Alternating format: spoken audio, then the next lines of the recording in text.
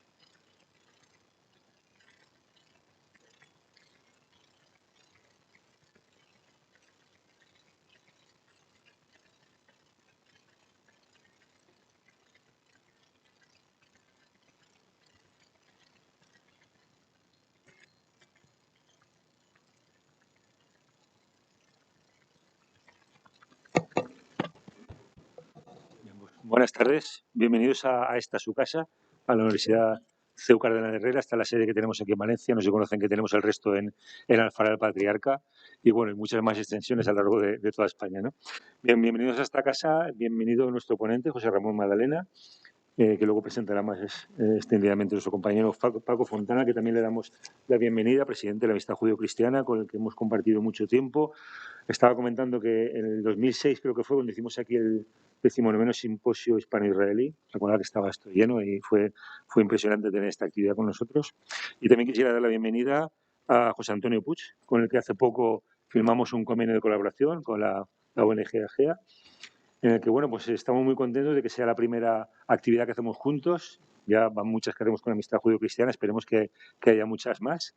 Y nada, pues adelante. Nosotros por nuestra parte estamos encantados de este tipo de actividades, que podamos trabajar conjuntamente por el fin de transmitir todo lo que son los valores del humanismo cristiano y que bueno, pues que estén en su casa y adelante. Yo no me extiendo más. Sí quisiera solamente disculpar a nuestro decano Elías Durán, que no ha podido venir, y aquí está nuestro director del Instituto de Humanidades, Ángel Ayala, Emilio Callado, que está por aquí, en otros líderes por aquí por el arzobispado, y ha dicho que si daba tiempo se pasaría luego a saludarnos. También dar la bienvenida a todos los que nos están siguiendo por el canal de YouTube. Les digo que posteriormente también podrán descargar este vídeo por si quieren verlo con posterioridad más detenidamente. Pues nada, adelante. Francisco Fontana o José Antonio. José Antonio. Buenas tardes a todos. Gracias por venir a esta charla, que para mí es un orgullo el tener aquí a José Ramón. Luego lo presentará Francisco Fontana.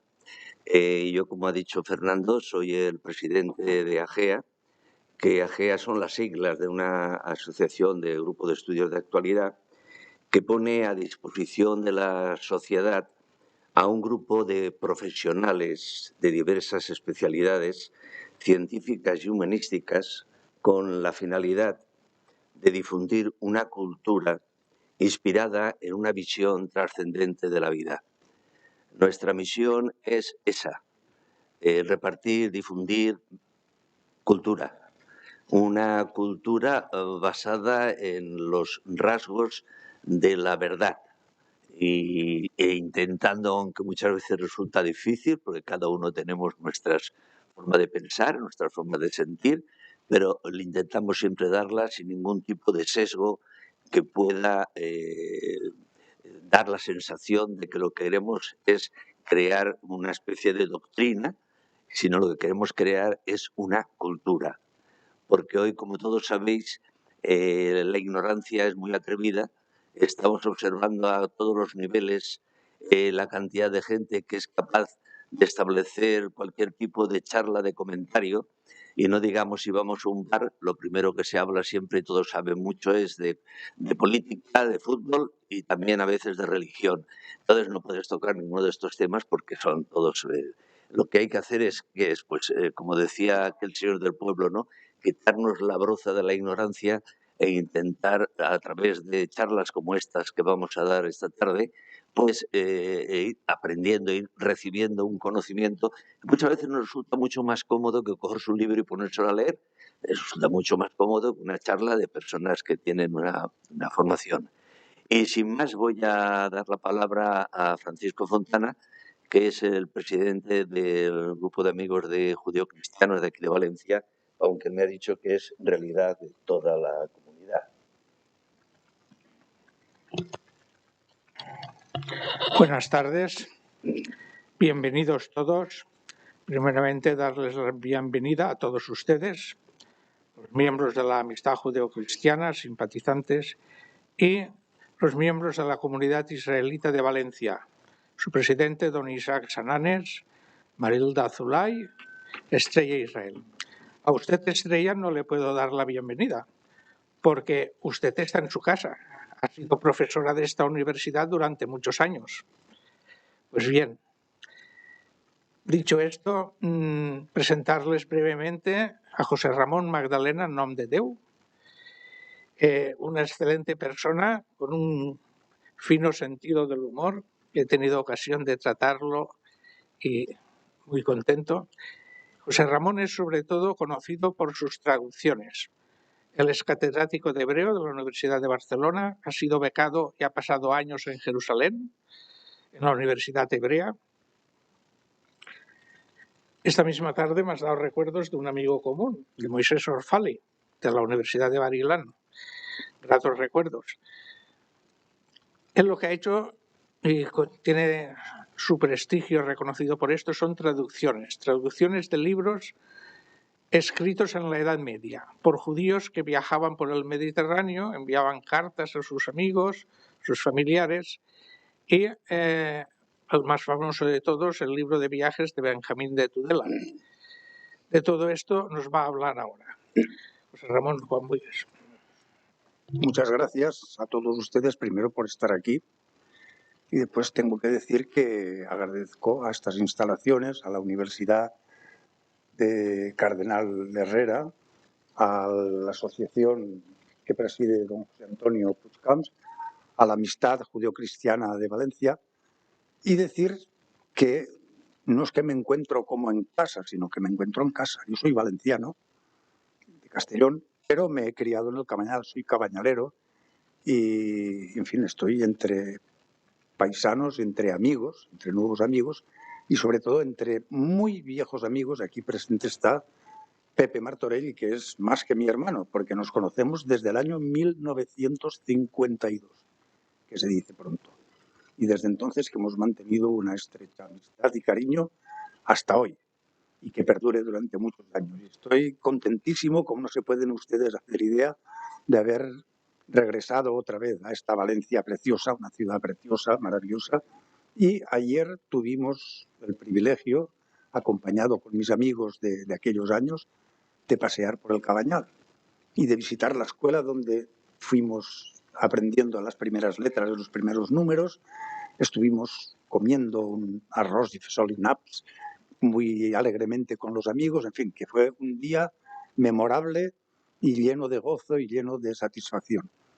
Pero todos pensando que al día siguiente, a las 7, me toca predicar ante un nutrido público sobre un tema muy querido por mí, muy querido y en el cual yo he trabajado bastante. Más de 40 años hace que salió la primera traducción del libro que les voy a hablar. En 1982 salió el Benjamín de Tudela, el librito este, que es el inicio de una etapa de mi actividad científica como investigador y traductor sobre este género literario tan raro y tan rico como los escritos en lengua hebrea medieval, rabínico, misnaico medieval, de viajeros judíos que se aventuran a salir de sus pequeñas comunidades, de sus pequeños refugios y aventurarse por el mar Mediterráneo, por la cuenca mediterránea, por países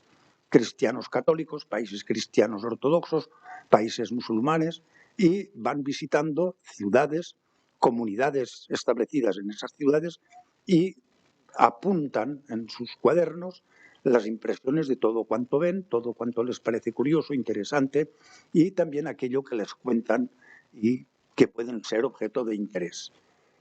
En este género literario de la literatura de viajes, de viajeros judíos hebreos, el pionero, por decirlo así, es Benjamín de Tudela.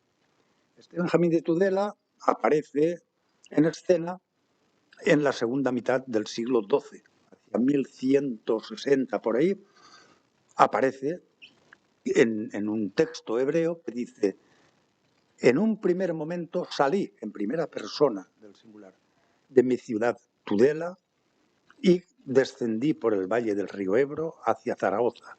Y a partir de ahí ya empieza el texto, un texto así un poco raro, y explica que llega a Tortosa, llega a Tarragona, llega a Barcelona, donde hace una pequeña descripción de una pequeña ciudad de comercio muy importante, con rabinos sabios, Gerona, luego pasa a Rosellón, por Perpiñán, luego pasa por la Provenza, por Montpellier, por Lunel, por Marsella, y ya se interna en la península italiana y pasa a Roma, a la Roma del Papa. Y allí también da sus impresiones y sus grandes edificios y las ruinas y todo lo que es memorable de aquella enorme ciudad. Continúa por Italia, pasa por Sorrento, pasa por Puzzoli, donde ve el petróleo, la grasa que hay en en el mar, en las aguas marinas. Cruza el Adriático, llega a la isla de Corfú y desde la isla de Corfú ya entra en territorio cristiano ortodoxo de bizantino. Llega a un puerto que se llama Arta, por allí pasa por Salónica y sigue de pueblo en pueblo y ciudad en ciudad hasta que llega nada más y nada menos que a Constantinopla, todavía no se llama Istambul, Constantinopla, la capital bizantina, donde nos explica también cosas. Después haré yo alguna lectura de lo que el propio Benjamín cuenta sobre este centro. Constantinopla era entonces el centro mundial de la riqueza y del poderío político y económico del Mediterráneo, no conocido como Mediterráneo porque él lo cita como el mar de Sefarad, el mar de España, que está conectado con el mar Negro, en fin, y explica cómo es el barrio de los judíos, y no solamente de los judíos rabínicos, sino también de una secta especial que son los rabinos caraítas, que no se llevan bien con los rabínicos. En fin, tiene una serie de explicaciones muy curiosas. Luego continúa su viaje, llega a las costas de Levante, las costas asiáticas, y toca Beirut, Sidón, Tiro, entra en la tierra de Israel, que entonces estaba en poder de los cristianos, era el reino latino de los caballeros cruzados, pasa por ciudades y puertos y poblaciones importantes y curiosas, entre ellas Nablus, que es Shechem, y en Nablus nos describe curiosamente a la secta de los samaritanos, que dice, no, estos no son de Israel, dice, porque, y además era un hombre muy curioso, muy listo, con el oído muy fino, dice, porque pronuncian mal el hebreo. Dice, ellos cuando hablan no articulan las guturales, la Ain, la Het y la Aleph no las pronuncian como los judíos, dice, y en esos detalles dicen Abraham, dicen Jacob, y en eso Isaac, dice, y en eso se nota que no son Israel, son de otra, son samaritanos, somronim. Luego pasa por Jerusalén, evidentemente. Jerusalén nos describe dónde están los judíos, la pequeña comunidad judía de Jerusalén, al lado de la Torre de David. Y allí el texto tiene una intrusión literaria, tiene una especie de morcilla literaria, de una cosa que le contaron a Benjamín. El patriarca cristiano tuvo que hacer unas obras en una iglesia, la iglesia de Sion, y haciendo esas obras, los obreros descubrieron una cueva. Y dos de estos obreros judíos se meten a olfatear por dentro a ver si hay tesoro y dinero y encontraron nada menos que la tumba de los reyes de Israel. Pero luego una voz misteriosa les obligó a salir porque muertos de miedo huyeron de allí. Al día siguiente el patriarca quería saber a ver qué pasaba allí, si hay dinero, si no hay dinero, qué demonios es eso. Pero se negaron a entrar, entonces el patriarca les obligó a tapiar y a cerrar la tumba de los reyes hasta hoy.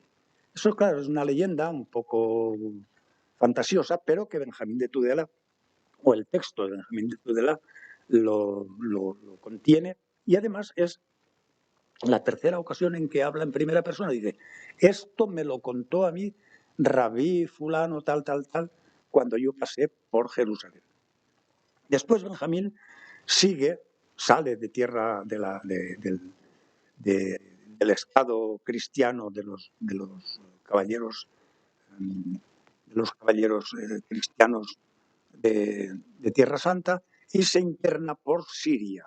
Entra en Damasco, nada menos, que es un oasis magnífico, lleno de fuentes y lleno de monumentos.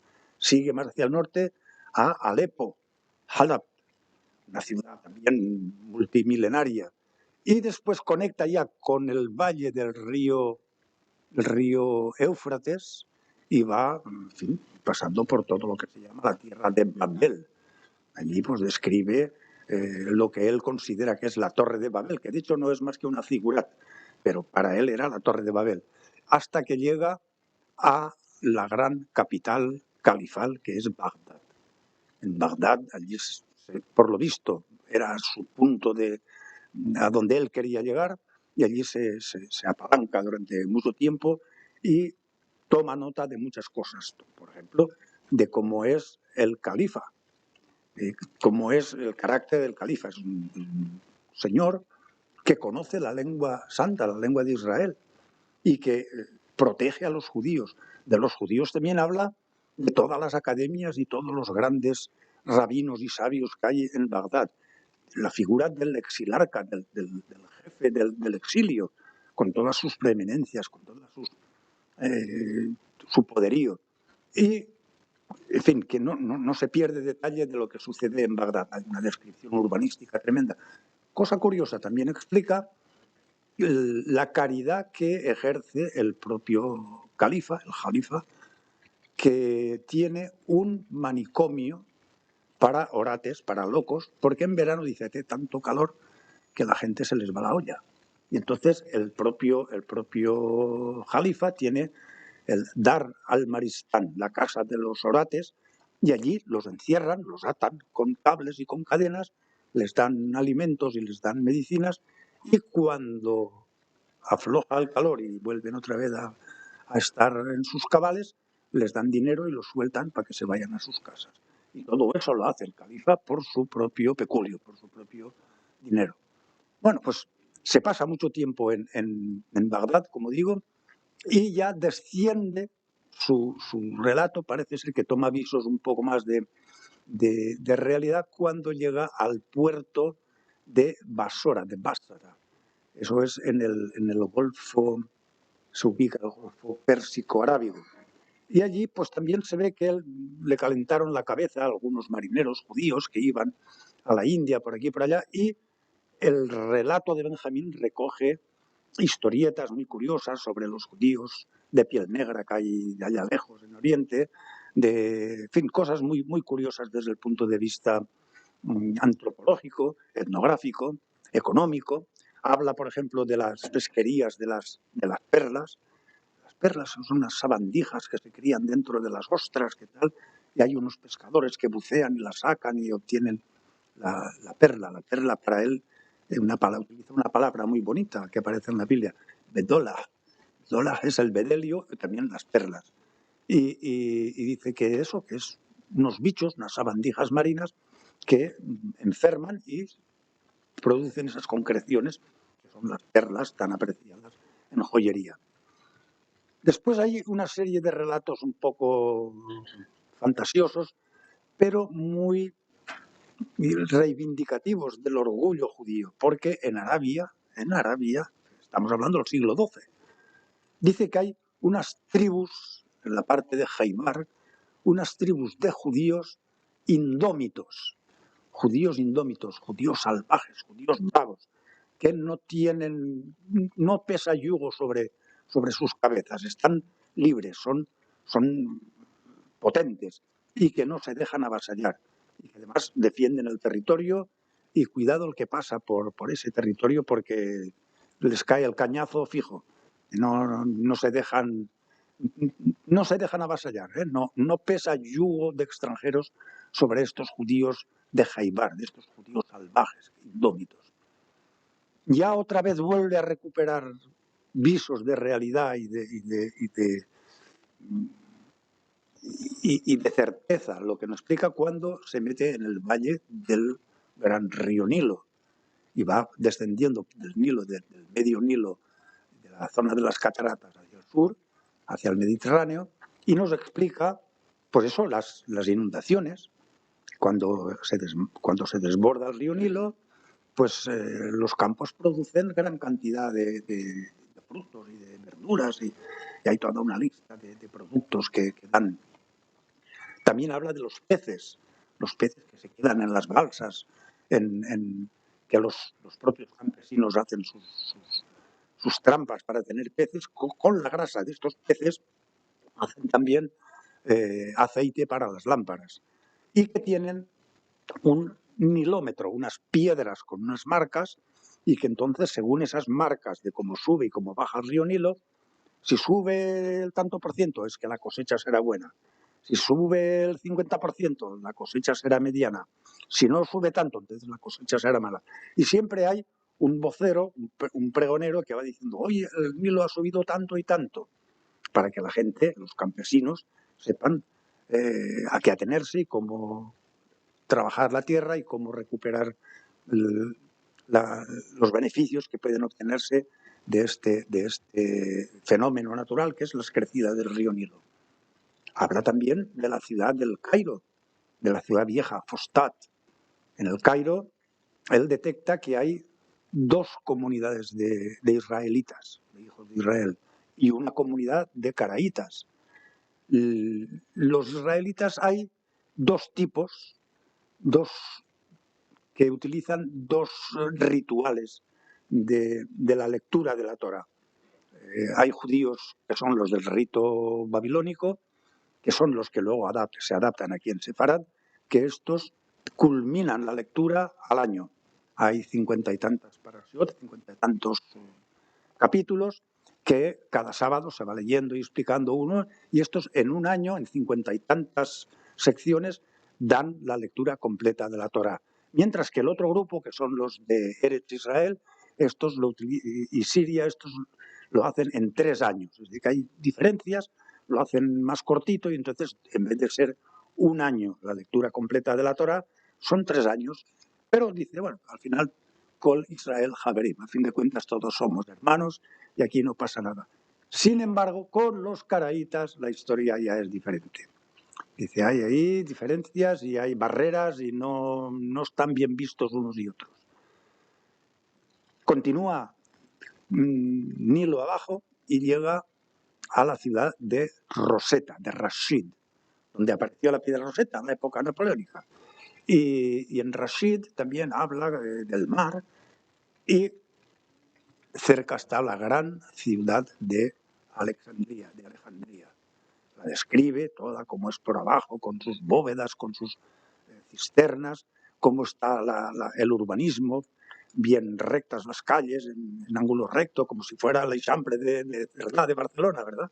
Y hablando también de la isla de Faro con el faro, el famoso faro de Alejandría, que era una de las maravillas del mundo. Y cuenta la historia del faro que desde arriba pues se divisa allá lejos y que los de Alejandría tienen la capacidad de ver las naves hostiles, los que vienen a piratear o a hacer daño a la ciudad, y que hubo una vez unos griegos que se hicieron amigos del farero, de los empleados del faro. Los invitaron a una cena, a una especie de fiesta, y con vinito y alcohol y tal, los emborracharon. Entonces rompieron los grandes espejos y esos ingenios ópticos para ver, y ya pudieron entonces el resto de los enemigos de Alejandría entrar impunemente en las aguas de Alejandría para saquear y para pillar y para hacer fechorías.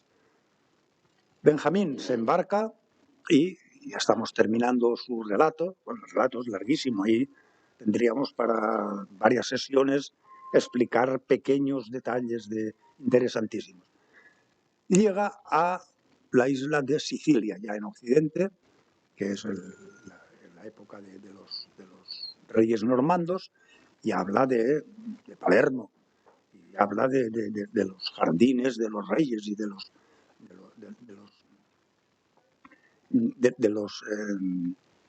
palacios. Habla también de una zona amurallada, Jarbina, en árabe, es la aguerrida, la fortalecida. Y ya de allí sale hasta la ciudad de Trapani, la costa más occidental, y a partir de habla un poco de las pesquerías del coral.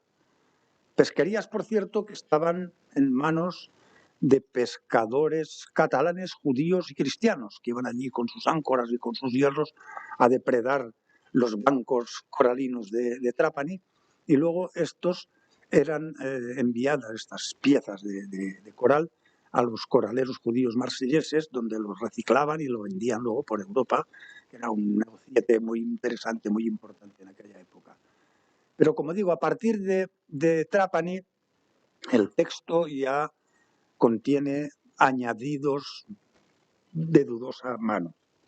Ya no son los apuntes más o menos pormenorizados que nos dejaba Benjamín, sino que se ve una mano de un judío, de unos judíos centroeuropeos. Tiene un tufo, ya no es tan sefardí, arabófono, mediterráneo, ya tiene un regusto a gefilte fish, ya es una cosa de judíos germánicos del Valle del Rin, todo lleno de topónimos alemanes y de historias raras y curiosas que incluso llegan a Rusia. Y habla no sé qué, allí en Rusia, allí está la Marta Cebellina y hace mucho frío, dice, hace tanto frío que a la gente de allí se les cae la punta de la nariz del frío que hace. Y luego recupera otra vez el Valle del Rin y va subiendo todas las comunidades de la Germania judía hasta que llega a París y aquí se termina el relato de Benjamín de Tudela. Claro, es un fin de película un poco forzado y a todos nos ha hecho la impresión, nos da el tufo de que ahí hay gato encerrado. Y esto ya sería cuestión luego de continuar en otro tipo de especulaciones. No me puedo resistir a la tentación de por lo menos leerles algo, una pequeña pincelada de cómo Benjamín habla, por ejemplo, de Bagdad. Y desde allí 2 jornadas hasta Bagdad, que es la gran ciudad cabeza de la gobernación del califa, príncipe de los creyentes al-Abbasí, del linaje del profeta Mahoma. Mucho cuidado, que es el comendador de la religión de los ismaelitas, de los musulmanes. Y todos los reyes ismaelitas lo reconocen siendo como el papa de los cristianos. Posee un palacio en Bagdad de 3 millas de extensión. En el interior del palacio hay un gran bosque con toda clase de árboles del mundo, entre frutales y de los que no dan fruto. Asimismo hay allí toda clase de animales, todo rodeado por un muro. Dentro del bosque hay un estanque, cuyas aguas proceden del río Tigris. Es tremendo. Los peregrinos que vienen del lejano país para ir a la Meca, que pasan por Bagdad, que está en tierra del Yemen, piden ver su faz y cuando claman enfrente del palacio dicen: Señor nuestro, luz de los ismaelitas y esplendor de nuestra ley, muéstranos la claridad de tu faz. Y no hace caso a sus palabras, se deja querer. En ese momento se levanta y deja caer desde la ventana al exceso de su manto y vienen los peregrinos a besarlo. Y les dice otro ministro: id en paz, pues ya os saludó nuestro Señor, Señor de los ismaelitas. Él es a sus ojos como el mismo profeta. De hecho, el jalifa es el sustituto, el que hace la vez, el que es el recambio del profeta. Y se van a sus casas contentos y alegres de corazón por las palabras que les habló aquel dignatario que les saludó y cuyo manto besaron. Habla del califa, tiene un rollo largo sobre este. Lo que decíamos es un hombre piadoso. Ha hecho un palacio al otro lado del río, a la orilla de un brazo del Éufrates, que está al otro lado de la ciudad, y construyó allí grandes casas, focos y alhóndigas para los pobres enfermos que vienen a curarse. Hay allí como unas 50 boticas y todas tienen bálsamos y todo cuanto necesitan de la casa real. Todo enfermo que allí va es atendido con el dinero del rey y le medican. Hay allí un palacio que llaman Dar al-Maristán. Es el palacio donde encierran a todos los dementes que se encuentran en toda la ciudad a causa del calor. Cada uno está sujeto mediante cables de hierro hasta que recobran la razón en invierno. Todos los días que están allí son mantenidos por la casa real. Cuando recobran la razón, se les despide y cada cual vuelve a su casa y a ocupar su cargo. Y aquí paz y allá gloria. Bueno, sigue explicando cosas sobre pero ahora habla de los judíos bagdadíes, ojo. Hay allí como unos 40.000 judíos israelitas y permanecen en calma, tranquilidad y honor bajo el poder del gran rey. Hay entre ellos grandes sabios y jefes de academias ocupados en la Torá. Hay en la ciudad 10 academias. El jefe de la academia es el maestro Rabbi Shmuel Ben Ali. El jefe de la academia Gaón Jacob, que es levita, cuyo linaje está relacionado hasta Moisés, nuestro maestro, la paz sea con él. Es el jefe de la segunda academia. Y Rabbi Hananiah, su hermano, es el lugarteniente de los levitas. Rabbi Daniel, fundador de la tercera academia. Rabbi Elazar Haber, jefe de la cuarta academia. Rabbi Elazar ben Tzemach, jefe del orden, que está emparentado en linaje, está el profeta Samuel a corregir. Él y su hermano saben entonar los cánticos como lo hacían los cantores en el tiempo que existía el templo. Él es el jefe de la quinta academia. Rabbi Hasdai, gloria de los sabios, es el jefe de la sexta. Rabbi Haggai, el príncipe, Anasí, jefe de la séptima academia. Rabbi Esdras, jefe le llaman misterio de la academia, es el jefe de la octava academia. Rabbi Abraham, llamado Abu Tahar, jefe de la novena academia. Y Rabbi Zakai ben Bostenay, el príncipe jefe de la última. Se les llama los 10 ociosos, es decir, que no se dedican más que a eso. Están dedicados en cuerpo y alma a eso, porque no se ocupan de otra cosa más que de las necesidades del público. Todos los días de la semana administran justicia a todos los judíos del país, excepto el lunes, que acuden todos ante Rabbi Samuel, que es el jefe de la Academia Gaón. Y el jefe de la Academia se pone a administrar justicia junto a los 10 ociosos, a todos los que acuden a ellos, y a la cabeza de todos está, este es el importante, Daniel ben Hasdai, llamado Nuestro Señor el Exilarca, el Rosh Agolá, el cabeza del exilio, quien tiene relación de parentesco hasta David, rey de Israel. Los judíos le llaman Nuestro Señor jefe de la diáspora, Rosh Agolá. Y los ismaelitas le llaman Sayyiduna ibn Daud, Nuestro Señor hijo de David. Tiene gran autoridad sobre todas las comunidades israelitas del Señor príncipe de los creyentes, Señor de los ismaelitas. Pues así lo ordenó Mahoma. Mahoma, aquí es mi traducción, pero aquí el texto hebreo habla de el loco, porque para la tradición judaica, rabínica, Hameshubá, el que estaba obnubilado cuando recibió la visita de Jibril, de Gabriel, y lo tienen por un poquitín tocado de la cabeza. Pues así lo ordenó Mahoma a sus descendientes y le hizo un sello de autoridad sobre todas las santas comunidades que viven bajo el dominio de su ley. Así ordenó que todo ismaelita, judío o cualquier gente de su gobernación que se levante ante él y le salude, y todo aquel que no se levante ante él, le golpeen 100 azotes. Con él van jinetes gentiles y judíos cuando va a ver al gran rey, proclamando ante él: haced vía a nuestro señor Ben David, como le corresponde. Y dicen en su lengua, en árabe: Amilu Tariq li Sayyidina ibn Daud, haced camino, haced vía libre. Monta un caballo, ojo, caballo, un judío que monta a caballo es un personaje privilegiado. Y viste ropajes de seda y encaje, y un gran turbante en la cabeza. Sobre el turbante una gran pañoleta blanca, y sobre la pañoleta hay una envoltura con el seño de Mahoma escrito en ella.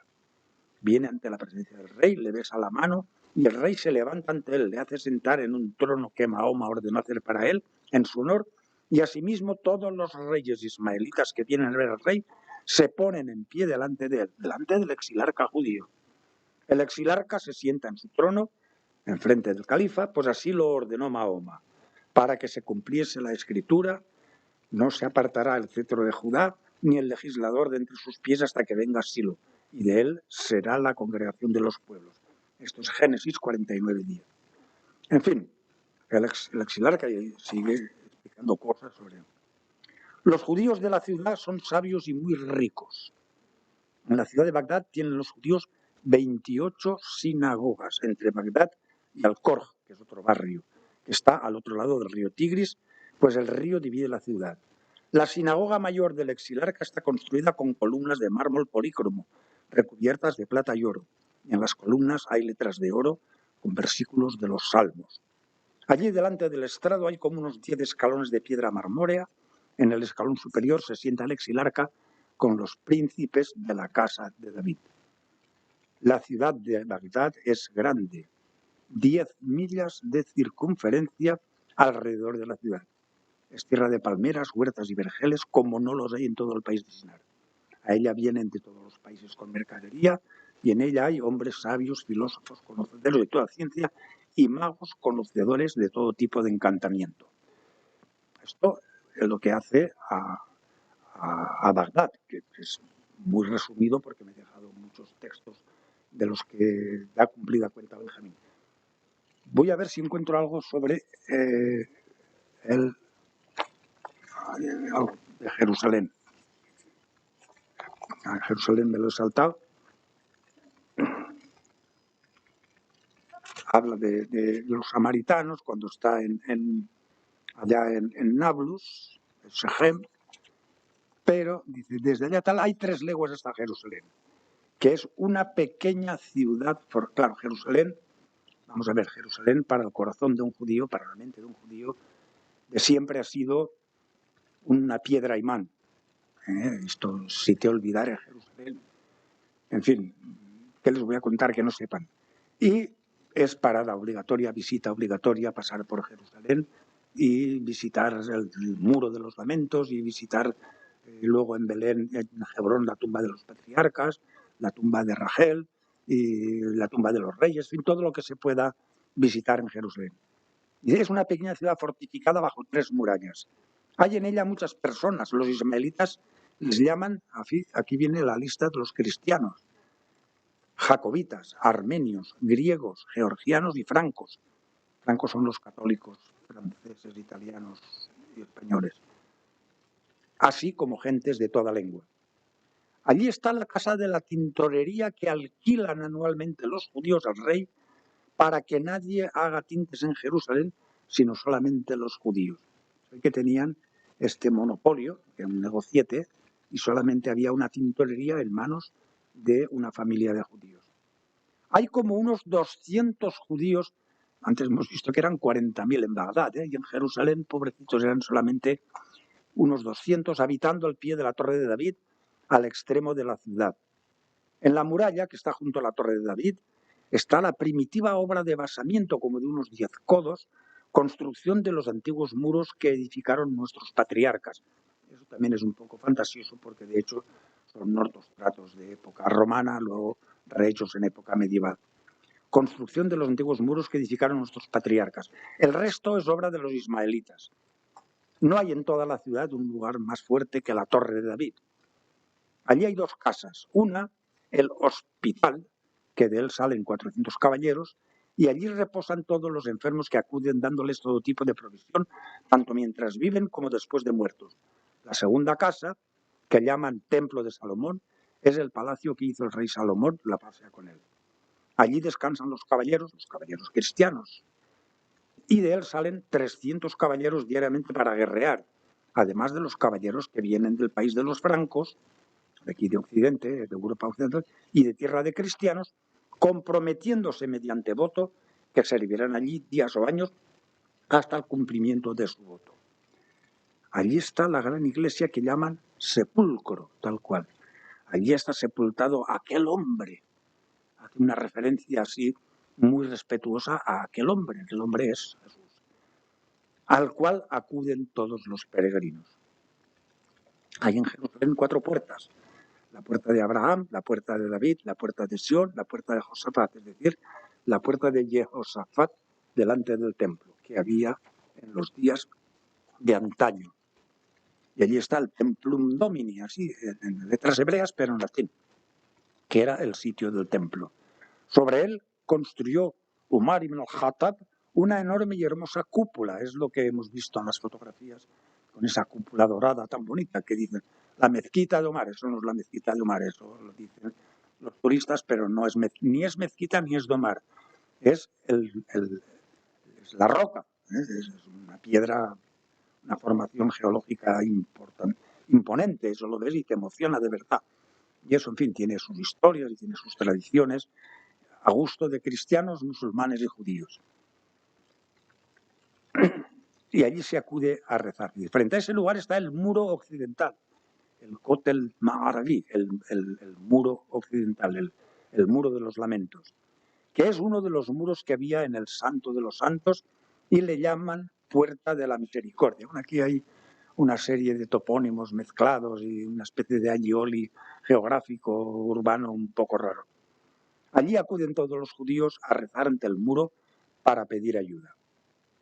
Allí en Jerusalén, en la casa que fue de Salomón, están las caballerizas que él se hizo construir, y es un edificio muy fuerte de grandes piedras, y no se ve construcción como ella en todo el país. Allí se ve hoy en día la pileta donde los sacerdotes degollaban las víctimas de los holocaustos. Todos los judíos que van allí escriben sus nombres en el muro. Y saliendo por la puerta de Josafat, hacia el valle de Josafat, está el desierto de los pueblos, que es una cita de Ezequiel 20, 30 y 35. Allí está el mausoleo de Absalón, la tumba del rey Usías, y hay allí, sobre un gran manantial, las aguas de Siloé en el torrente de Kidrón. Esto está bien descrito. Sobre el manantial hay un gran edificio del tiempo de nuestros padres, no encontrándose allí sino muy pocas aguas. Los habitantes de Jerusalén beben en su mayoría aguas de lluvia que recogen en cisternas en sus casas.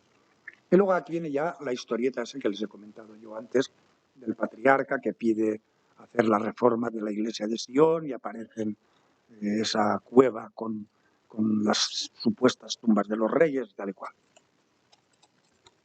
Es decir, que allá por donde pasa, Benjamín recoge informaciones, recoge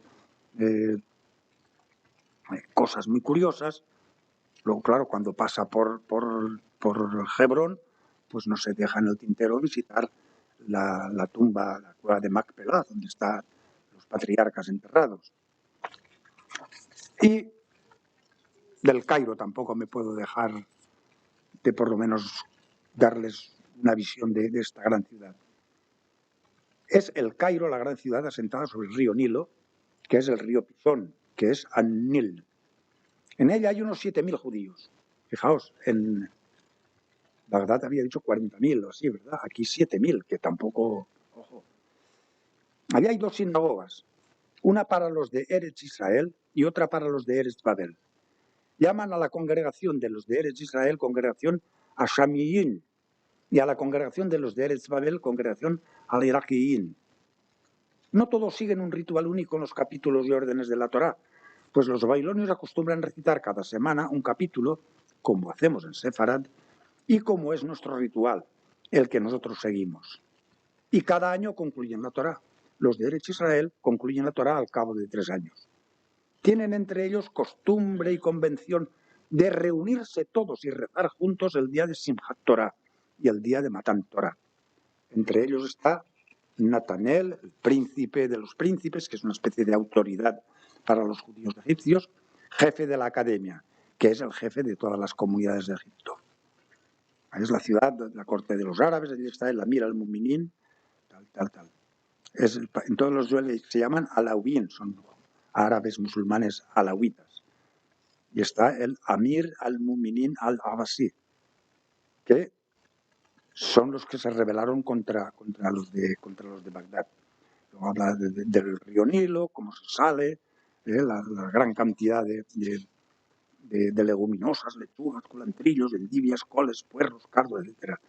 El país está colmado de todo lo bueno. Las huertas son regados por estanques de agua, etcétera.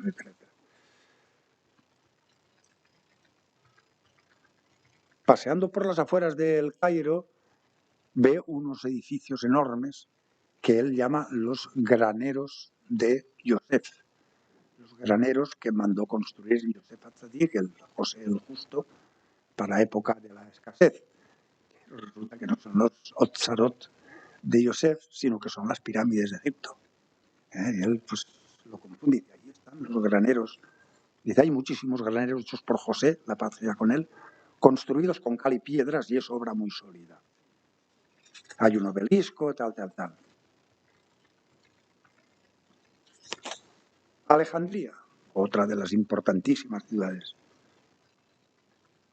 Pero cuando la fundara Alejandro el Macedonio, Alejandro el Magno, la llamó según su nombre y la edificó muy fortificada y muy bella. Las casas, los palacios y las murallas son de construcción hermosísima. Fuera de la ciudad está la Academia de Aristóteles, maestro de Alejandro. Hay allí un gran edificio y una columna de mármol entre Midrasa y Midrasa, y hay allí como unas 20 midras, 20 academias, 20 escuelas, a las que allí iban gentes de todo el mundo para aprender allí la sabiduría de Aristóteles el filósofo. La ciudad está construida hueca por debajo mediante puentes y por unas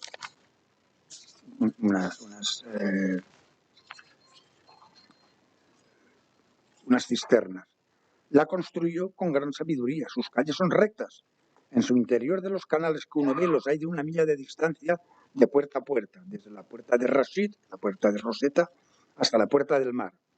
Allí construyó una vía sobre el puerto de Alejandría, de 1 milla de distancia dentro del mar, e hizo allí una gran torre llamada el Faro. Aquí se explica toda la historia del Faro. Es país, Alejandría, el puerto de Alejandría, de comercio y tráfico para todos los pueblos, y desde todo reino cristiano vienen allí. Por una parte, desde el país de Venecia, Lombardía, Toscana, Apulia, Melfi, Sicilia, Calabria, Rumania, Jazaria, Patsinakia, Hungría, Bulgaria, Racubia, Croacia, Esclavonia, Rusia, Alemania, Sajonia, Dinamarca, en fin, Poitou, Anjou, Borgoña, Moriana, Provenza, Génova, Pisa, Gascuña, Aragón y Navarra. Por la parte del occidente de los ismaelitas, al Andaluz, Algarve y Frigia, Arabia, y por la otra parte de la India, Sevilla, Al-Habash, que es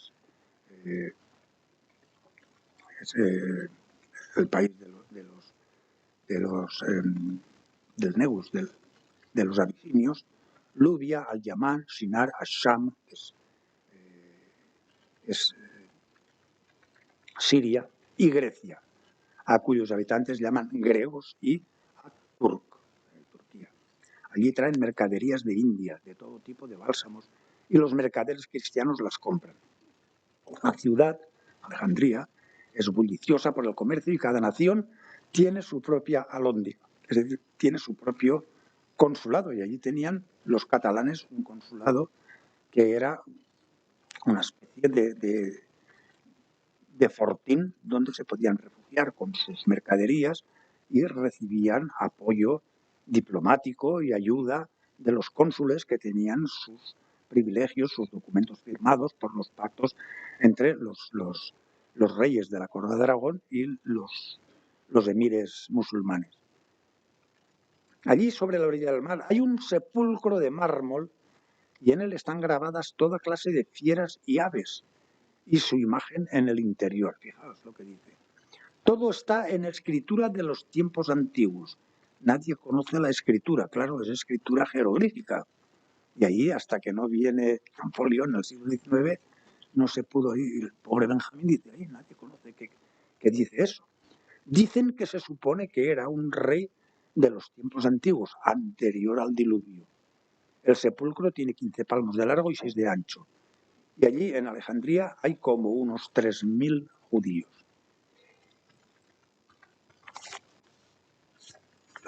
Muy corto de tiempo, y me gustaría hablar algo de Constantinopla, porque es otro de los puntos importantes de Benjamín. Habla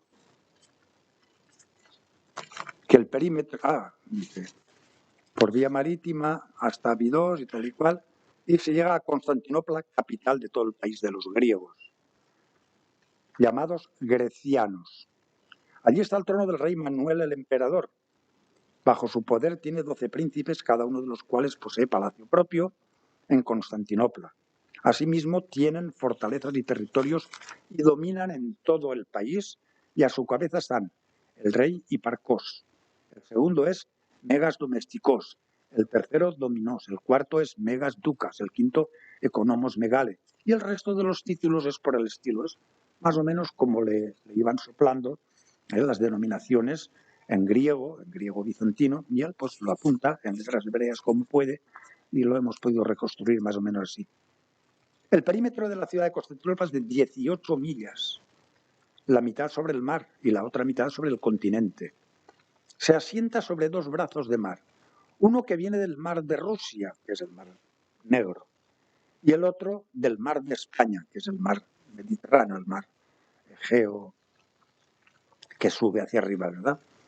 Vienen aquí todos los mercaderes de Babel, de Mesopotamia, y de Irak, y de todo el país de Sinar, de Persia y de Media, de todo el reino de Egipto, de la tierra de Canaán, del reino de Rusia, de Hungría, de Paxinakia, de Jazaria, del país de Lombardía y de Separat, de España. Es una bulliciosa ciudad. A ella vienen con mercadería desde todos los países marítimos y continentales. No hay como ella en ningún país excepto Bagdad. Fíjense que él ya aquí toma nota de que sí, muy interesante Constantinopla, pero Bagdad, es todavía mucho mejor. La gran ciudad de los ismaelitas. Allí está la iglesia de Santa Sofía todavía, claro, estaba todavía en poder de los cristianos ortodoxos. Así como el papa de los griegos, el patriarca, ya que estos no profesan la religión del papa de Roma. Hay allí tantas iglesias como número de días tiene el año y una incalculable cantidad de dinero que anualmente traen como impuesto de las dos islas, de las fortalezas y de las grandes capitales que hay allí. Riqueza tal no se encuentra en ninguna iglesia del mundo. En el interior de la iglesia hay columnas de oro y plata e incontables lámparas de plata y oro. Hay allí un lugar destinado a la diversión del rey, adosado al muro del palacio, llamado hipódromo, el famoso hipódromo de Constantinopla. Cada año el rey organiza allí una gran diversión en el día de la Natividad de Jesús. En dicho lugar se exhiben ante el rey y la reina todo género de seres humanos que hay en el mundo, con todo tipo de encantamiento o sin él, y traen leones, panteras, osos y cebras para que luchen entre sí. Hacen lo mismo con las aves y no se ve espectáculo como ese en ningún lugar del mundo. El rey Manuel construyó un gran palacio para el trono de su reino sobre la orilla del mar, a más de los que edificaron sus antecesores, y lo llamó Blasern. Recubrió de oro y plata pura las columnas y los muros. Es que se cuenta que en Constantinopla había el tercio del numerario que corría en el mundo civilizado, la tercera parte del dinerito estaba concentrado, en Constantinopla. Hay allí un trono de oro y piedra noble. Hizo pender una corona áurea de una cadena de oro sobre el trono, estando situado su asiento precisamente bajo ella. En la corona hay incontables piedras preciosas, tantas que por la noche no es necesario poner allí lámparas, pues todos ven la luminaria que desprende la luz de las piedras preciosas. Y hay tantos edificios allí que no pueden ser enumerados.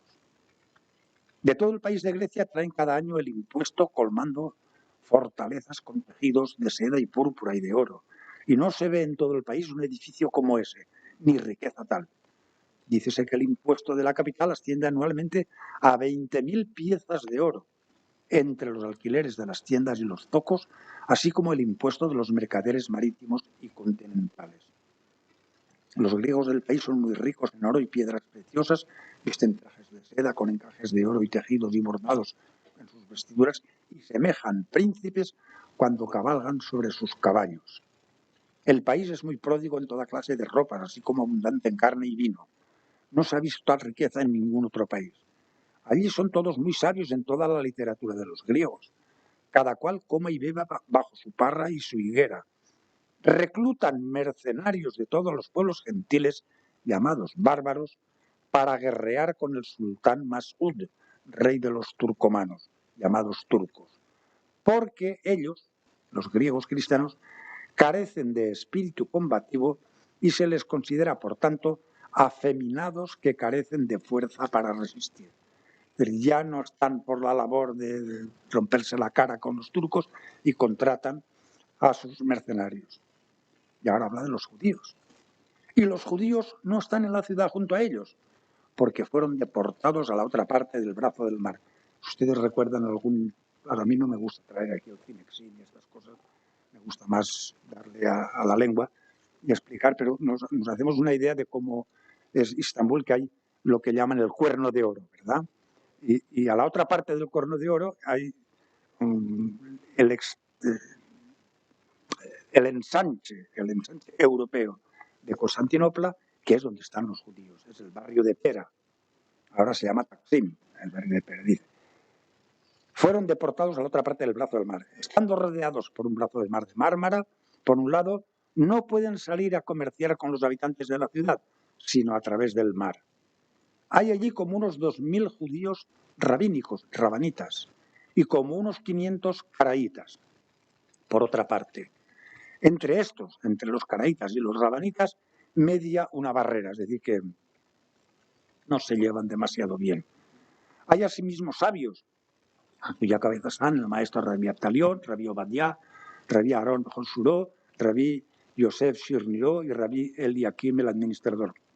Entre ellos hay artesanos sederos, muchos comerciantes y muchos potentados. Allí no está permitido a los judíos montar a caballo, excepto a Rabí Shlomo el egipcio, que es médico del rey. Gracias a él encuentran los judíos gran alivio en su opresión, pues permanecen gravemente oprimidos.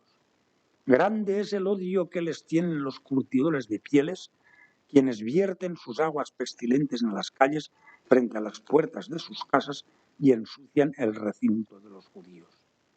Por eso los griegos detestan a los judíos, ya sean buenos o malos, agravando su injusticia sobre ellos. Los judíos son, sin embargo, ricos y buenos, caritativos y cumplidores de los preceptos, soportando la iniquidad de su opresión resignadamente. El nombre del lugar que habitan los judíos es Pera. Hasta hoy todavía se sigue llamando Pera. Bueno, señores, ya son las 8:05 y yo tengo aquí, pues, más rollo que el arzobispo de Sion, que era corto de merienda y largo de sermón.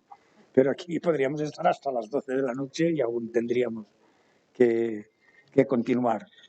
Quizás en otra ocasión. Bien, se abre un coloquio. Ahora, si ustedes quieren preguntar alguna cosa y yo soy capaz de contestar, estoy a su disposición.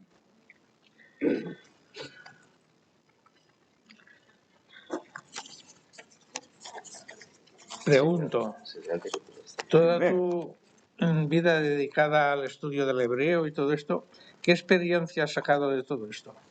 Pues mira, que soy uno de los pocos cristianos que puede vivir de los judíos. Sí, pero esto no es invención mía. Esto, mi gran maestro en Jerusalén, que era el profesor Chaim Weinhardt, ya de bendita memoria, me comentaba, él era especialista, era hispanista, era de origen ruso, había nacido en Rusia, luego se había criado en Letonia, luego de muy jovencito fue a la Palestina británica y allí, en fin, fue de los forjadores del Estado de Israel y de los fundadores de la Universidad Hebrea, y era catedrático de historia del pueblo judío. Y me comentaba, él hizo su tesis doctoral sobre documentos castellanos de la Inquisición de Ciudad Real. Y decía, mira, José Ramón, dice, yo soy uno de los pocos judíos que puede vivir a costa de la Inquisición. Y digo, pues sí, también tiene usted razón, yo también seré uno de los pocos cristianos que puede vivir a costa de los judíos. Bueno, es una afición que me vino sesgada, porque en principio ya le comentaba a Francisco Fontana que mi ilusión era estudiar prehistoria y arqueología. Y me fui a Barcelona a estudiar y para entrar en tercer curso, después de los 2 años de cursos comunes, para entrar en primer curso, en tercer curso de carrera, primero de especialidad en arqueología y prehistoria, había que haber cursado previamente 2 lenguas antiguas clásicas, griego, latín, hebreo, árabe. Y yo me asusté con lo del griego y el latín y dije, pues mira, voy a hacer árabe y hebreo, que empezamos todos de cero, y por lo menos será siempre más dulce, será más... Y así lo hice. Hice primer curso de hebreo y árabe, hice segundo curso de hebreo y árabe, y cuando me fui a matricular ya de primer curso de arqueología y prehistoria, el gran gurú de la arqueología, gran jefe de departamento, no me admitió. Yo trabajaba de maestrico, tenía que ganarme mis habichuelas, y yo desde las 9 de la mañana a las 5 de la tarde estaba con los niños y decía, no, això no pot ser, perquè aquí les classes són presencials. Y no me aceptó. Yo salí frustrado de aquella, me cachis la madre, he estado 2 años aquí tocando el violón, ¿ahora qué hago yo? Y me encuentro de frente con el que había sido catedrático de hebreo, profesor mío. Digo, mire, don Fernando, vengo perplejo porque resulta que Maluquer no era Juan Maluquer de Motes y Nicolau, un gran arqueólogo. Pero no quiso bajo ningún concepto que yo me matriculase en su departamento. Y este hombre dice, dice, pues ya que usted ha hecho hebreo, dice, venga con nosotros al departamento, haga semíticas de hebreo, dice, tenemos muy pocos alumnos y a usted lo trataremos muy bien. Esas son palabras textuales que me dijo. Y entonces yo fui, me apunté, él me hizo ahí su plan de estudios y fui siguiendo sus sus consejos y sus asignaturas y me licencié en filología hebrea. Me compré una Biblia, fui estudiando más hebreo, fui viajando a Israel a aprender un poco más. En fin, pues esa fue la deriva que yo tuve de...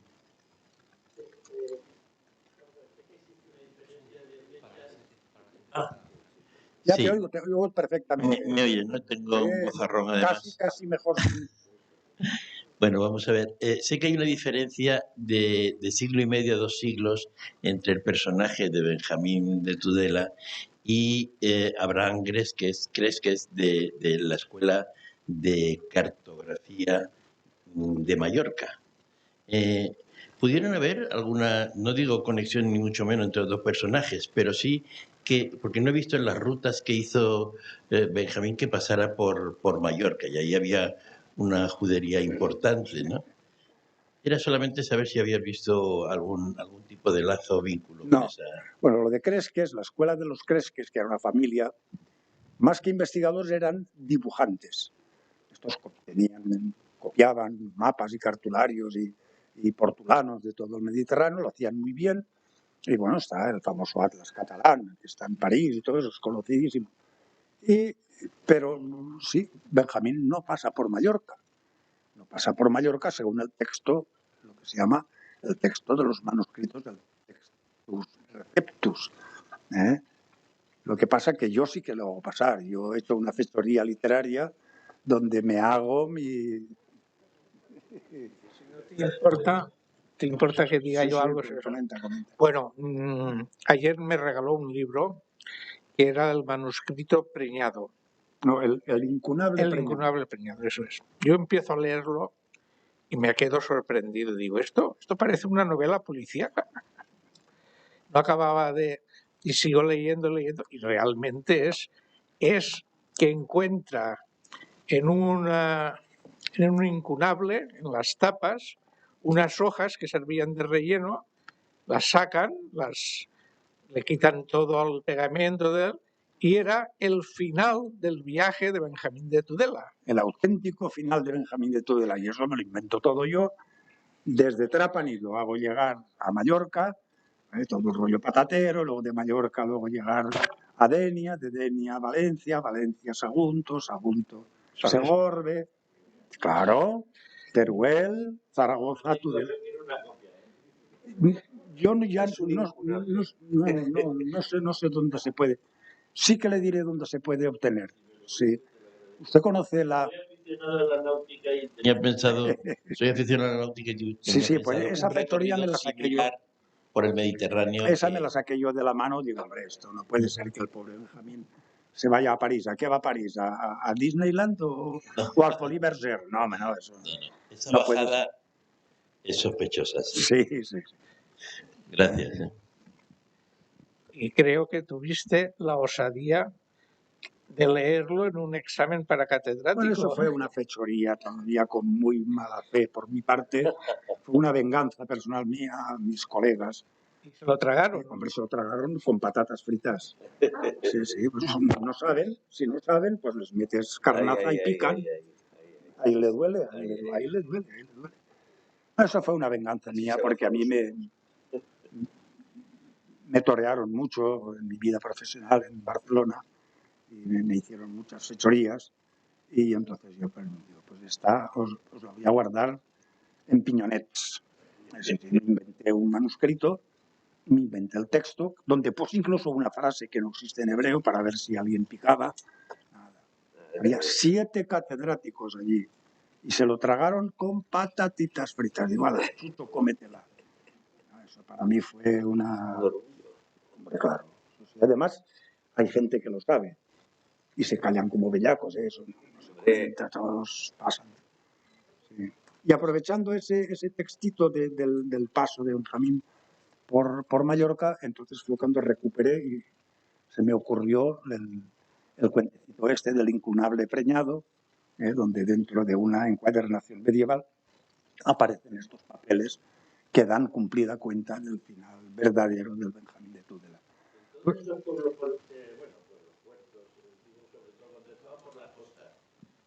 ¿Habían juderías?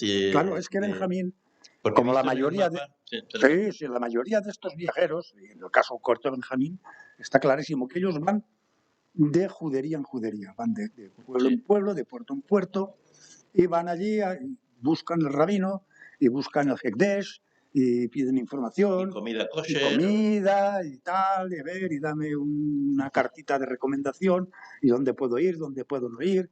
Y él lo apunta y dice, estos son amables, son caritativos, estos son muy esquinados, me interesa mucho, mala gente, cuidado, estos no te fíes un pelo. Y sí, van de oca a oca y tiro porque me toca. Y van buscando congregaciones de judíos, ciertamente. Sí. Gracias.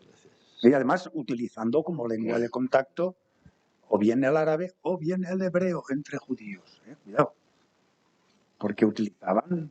Y además es muy curioso porque la traducción, la tradición manuscrita de Benjamín de Tudela, hay manuscritos hasta en el siglo XIX en Yemen. Manuscrita, no, en hebreo, no en árabe, en hebreo. Son manuscritos. Creía que el hebreo, en fin, En hebreo rabínico, en hebreo tal como bíblico. Sí. Y eso quiere decir que había gente que lo cargaba un ejemplar, se lo escribían, lo pagaba y lo tenía en su biblioteca. Y a lo mejor alguna vez se reunían un grupo de amigos y había uno que leía y los demás que escuchaban las aventuritas de Benjamín de Tudela. Pues no tiene razón. Él hacía un viaje, no de descubrimiento, porque todo lo que donde iba estaba descubierto. No se sabe exactamente qué iba a hacer. Era de turismo curioso, era igual una empresa sufragada por algunos correligionarios de Navarra para que él hiciese una prospección de mercados. Sí, se entrevistaba con gente de cierto nivel.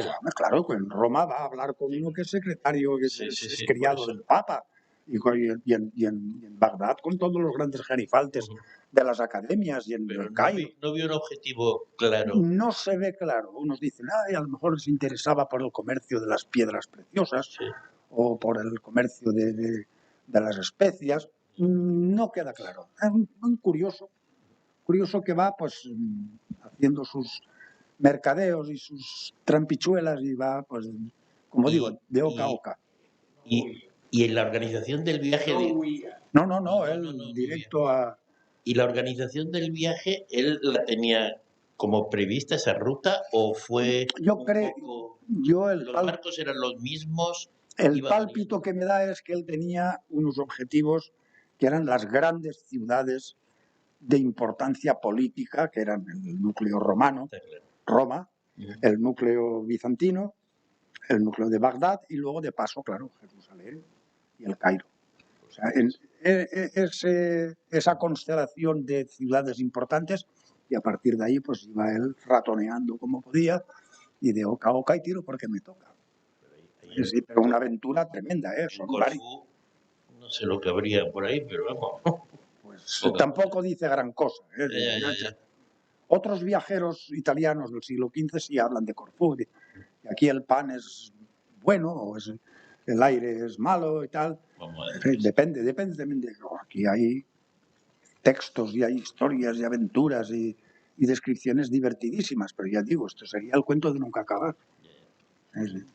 Yo lo que no quiero es tampoco dar mucho la tabarra, porque yo soy peligroso, Sí. ¿Alguna consulta más? ¿Alguna...? Tampoco se sabe, parece que... ¿Cuántos años estuvo viajando? Parece ser, no se sabe exactamente. Entre el 1160 y 1170. Unos 10 años, de 5 a 10 años. Pero sí, no es una aventura de... En el siglo XII. En el siglo XII, ojo, que además, cuidado, viajar en esa época, y en épocas posteriores, era muy conflictivo por las cuestiones políticas y por la inseguridad de los caminos, de los mares, las extorsiones que había que soltar muchos sobornos, y por quién es fiador de tu persona, porque un cristiano, un catalán, católico, pues sí, va con sus pergaminos y con sus patentes y va por territorio cristiano católico y más o menos pues le dan un pescozón o le dan un apretón, pero va va bajo la soberanía del rey de Aragón. Cuando pasa a territorio ortodoxo griego, sigue siendo cristiano, pero ya no eres demasiado bien visto. Ya te pueden apretar. Cuando pasas por territorio islámico, pues ya los moritos ya te miran de mala manera. Tienes que llevar tus papeles y tienes que llevar tus privilegios y tal, los pactos que hay entre los reyes cristianos y los reyes islámicos, y bien. Pero los judíos hasta 1948 carecían de soberanía, desde que se destruyó el templo. 2000 años que han estado al albir de la arbitrariedad de quien los acoge. Sea un rey cristiano, sea un califa musulmán, o sea un rey, un basileo ortodoxo. Y carecen de soberanía y, por lo tanto, su pasaporte es la religión.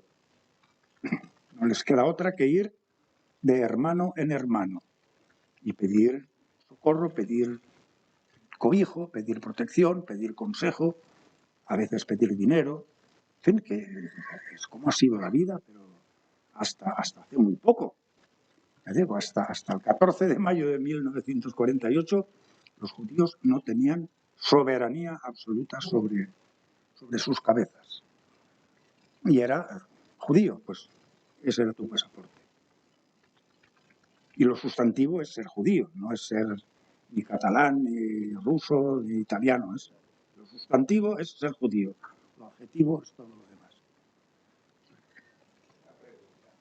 Sobre la cueva de Jerusalén, la cueva de los reyes, sí. ¿Tuvo influencia el relato de Benjamín de Tudela sobre que después se transformase en la pretendida tumba de David?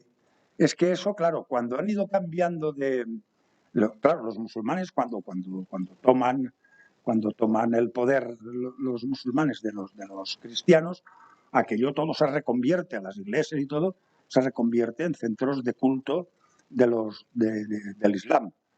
Y aquello se queda tapado, se queda convertido en la tumba de Daud, porque también es un profeta para los musulmanes. Y luego, cuando los israelíes conquistan en el año 40 o 67, no recuerdo, cuando ya se hacen con todo este territorio, aquello se vuelve a reconsiderar como la tumba de los reyes. Y ahí pueden ya los judíos ir tranquilamente a rezar, pueden ir también los musulmanes y los cristianos, yo estaba allí y no hay ningún problema, pero cuando estaban los musulmanes, a los judíos no se les dejaba y a los cristianos no se les dejaba entrar. Que también ha habido ahí su mala uva y su... En fin. Pero sí se considera que es la tumba del rey David, por lo menos.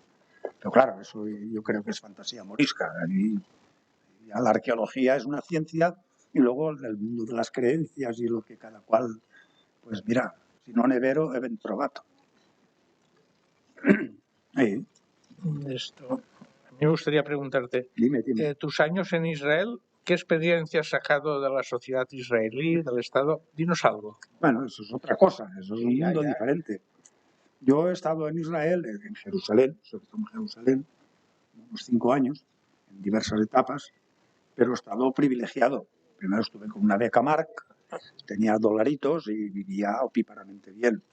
Y además estaba muy bien atendido, muy bien acogido por este profesor mío querido, Haim Weinhardt, que era como mi padre allí, y por la Universidad Hebrea. Yo he tenido todas las facilidades y comodidades habidas y por haber, con muy buenos amigos, buenos colegas, gente que eran estudiantes conmigo, luego los he visto convertidos en el rector de la Universidad Hebrea de Jerusalén, catedráticos. Hoy he hablado con Moisés Orfali, con un amigo mío que es como Pepito. Lo que pasa es que a Pepito lo conozco desde el año 52, a este lo conozco desde el año 77, pero es mi hermano de Israel, es un tío que somos carne y uña. Y ya digo que tengo unos contactos con gente israelí como hermanos. Y también me he encontrado con algún cazurro, porque en todas las partes cuecen habas, pero como yo no soy conflictivo, pues mira, lo dejo correr y si no, pues ya te apañarás. Eso no puede ser, pues que no sea, ya lo dejo correr. La otra vez que estuve más años, estuve 3 años seguidos, fue también en la Universidad Hebrea de Jerusalén, con una beca del gobierno español, una beca postdoctoral que me dio en fin, para escribir y trabajar mucho los viajeros judíos medievales.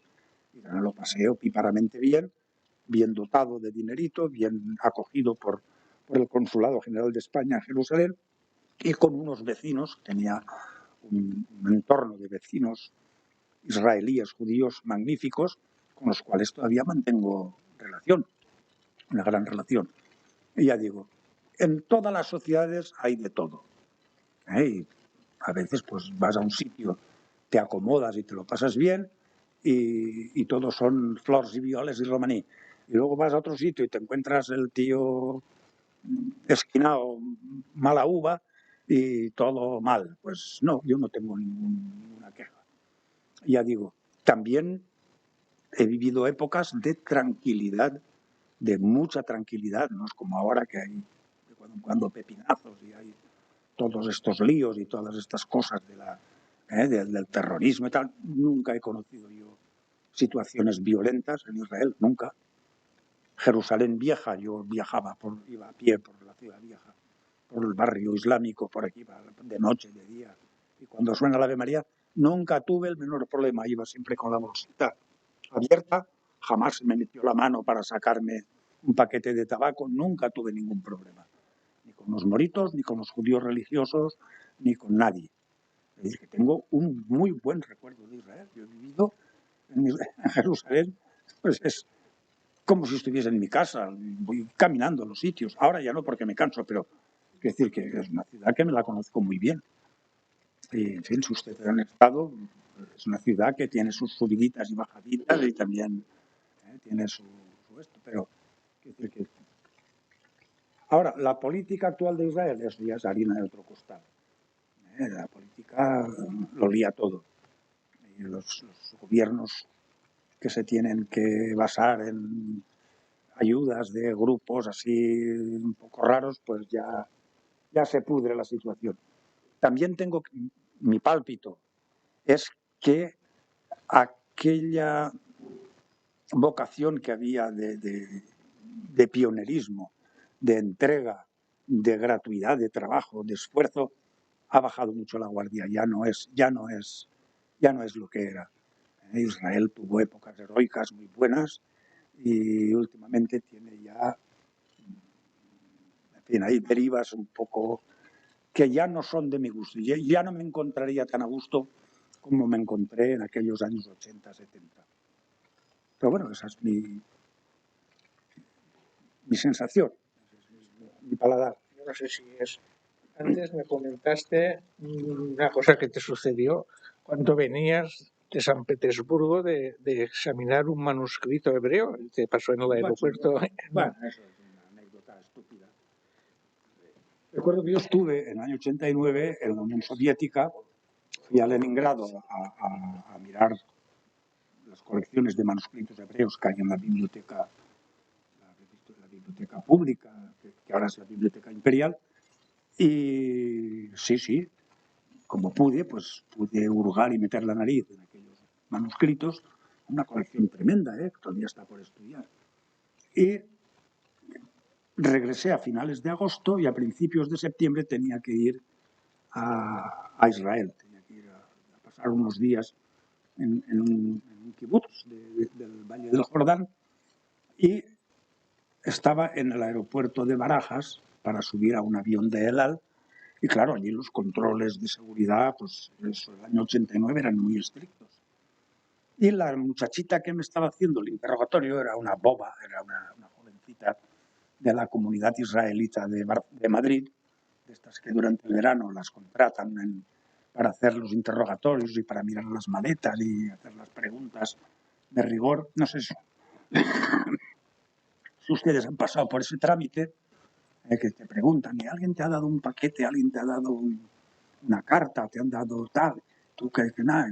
Bueno, me empieza a preguntar, bueno, pues bien, yo empiezo a contestar y me empieza a mirar, yo no sé si eso era legal o ilegal, pero en fin, era muy celosa y ella quería hacerlo muy bien, y me mira la agenda, mi agenda, A, B, C, D, y en la H ve un señor que pone J.M. Hassan. ¿Y este quién es? Y digo, uy, este es el peor. Y de aquí ya la hemos liado. ¿Tú conoces? Tú eres de la comunidad israelita de Madrid. Yo ya me amostacé un poquito. Y ya me empezó a salir la mala uva valenciana y le dije, ¿tú eres de aquí, de la comunidad de Madrid? Dice, sí. Digo, ¿tú no conoces a Jacob Mordejai Hassan? ¿Quién es? No. Digo, pues vamos bien para ir a Sants, ¿eh? Digo, este señor precisamente es el gran profesor de investigación del Consejo Superior de Investigaciones Científicas, que es el sabio más sabio en literatura y cultura y lengua sefardí que hay en el mundo. Y es de tu comunidad y tú no lo conoces, pues vamos bien. Y ya la chiquita también se mosqueó un poco. Y empezó a poner, y usted que no sé qué, y usted que no sé cuántos. Y en eso, que hurgándome en la maletita, ¿cómo? Bueno, me es igual, me daba risa. Me encuentra una especie de carnet que yo tenía con la hoz y el martillo en letras cirílicas y mi fotografía. Uy, ¿esto qué es? Digo, ya está, esto. Mira, esto es para yo poder entrar en la Biblioteca Pública de Leningrado para ver los documentos de la Genizá. ¿Qué es eso de la Genizá? Digo, mira, chiquita, te voy a cobrar las clases particulares de cultura judía, ¿eh? No fotem. No, y se puso así toflaeta y llama al jefe de seguridad de Elal. Y me viene ahí un tío malcarado, un israelí de estos típicos así, mala leche. Me para en inglés. Digo, no, en inglés no te pienso hablar. O en español o en hebreo. Pero en inglés, por mis muertos que no. El tío hablaba medio español, estuvimos hablando en hebreo, y me dice, ¿y a quién conoces tú en Israel? Digo, a tu jefe. Y el tío se queda lívido. Digo, ¿tú te suena un tal Joseph Burg?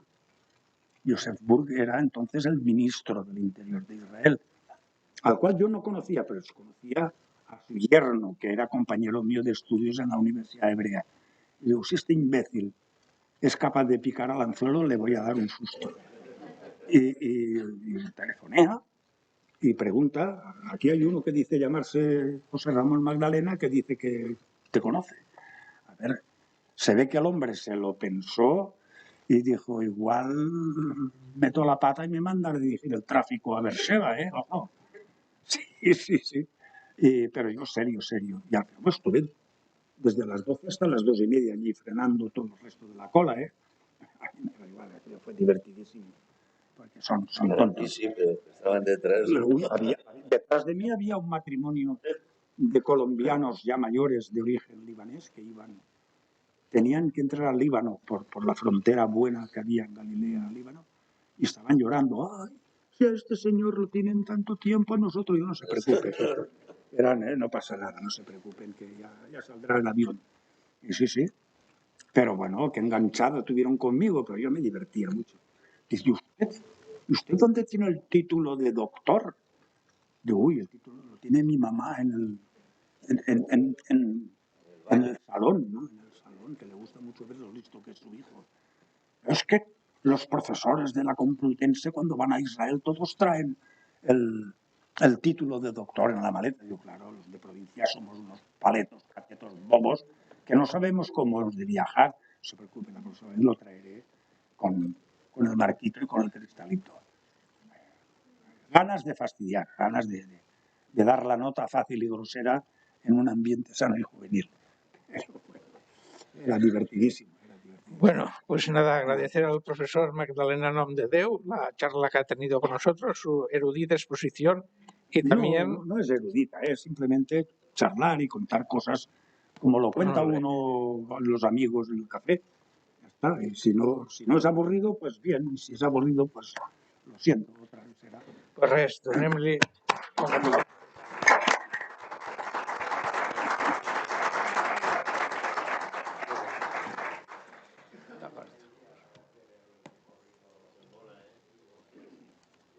Lástima que no dé tiempo a más, porque imagínate la cantidad de cosas que... ¡Ay, che! ¡Qué bien, tú! Ah.